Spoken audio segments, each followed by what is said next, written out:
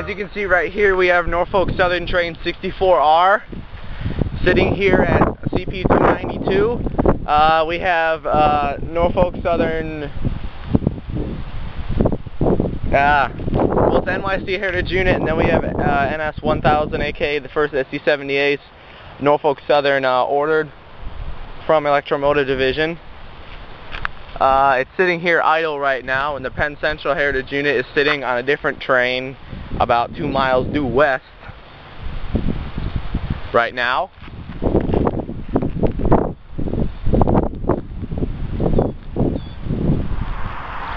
Now this is the other half of 64R. This train has had two heritage units on it, NYC one being on the front and this one being on the back.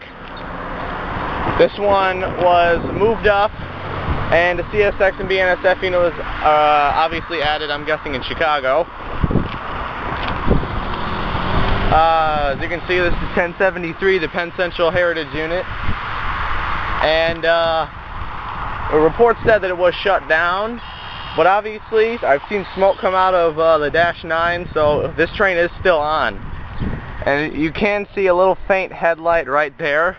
If that train does keep moving and come this way, I'm going to get it as it comes by, if I can. Depending on signals, of course.